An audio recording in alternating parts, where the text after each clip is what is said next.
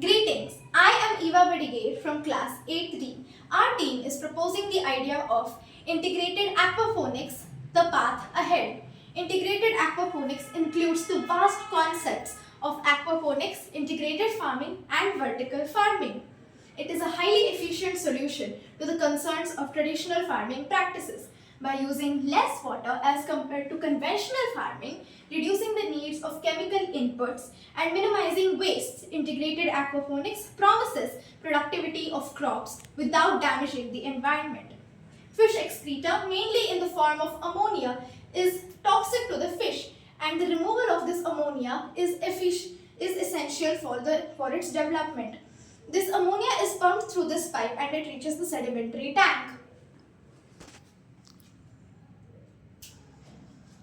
Once it reaches the sedimentary tank, the fecal matter settles down at the bottom of the tank and the rest of the water is passed through the biofilter, where certain beneficial bacteria like Nitrosomonas converts the ammonia into nitrites, and Nitrobacter converts the nitrites into nitrates.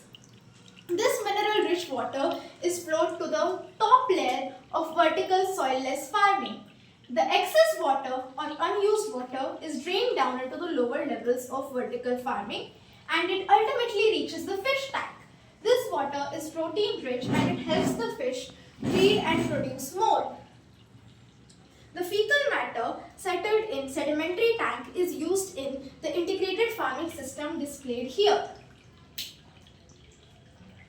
In the integrated farming is a type of farming in which all techniques and methods of farming are implemented to increase productivity and do multi-production.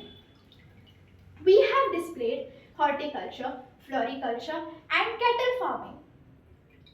This is only a symbolic representation of the entirety of integrated farming. Integrated farming is an extremely vast concept which cannot be covered.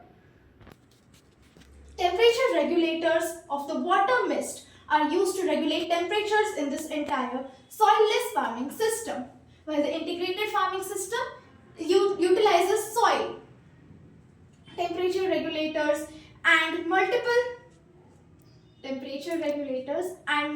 other things like supplying the water at regular intervals helps in the productivity and growth of these plants, which also results in dual production of both plants and fish breeds. The raw materials and the byproducts of all of these are stored in the storage house. On top of the storage house, there is a display of solar panels, which provides electricity for this entire project. Our project aims to advance space efficiency, water efficiency, energy efficiency and resource management by utilizing natural resources like fish, plants,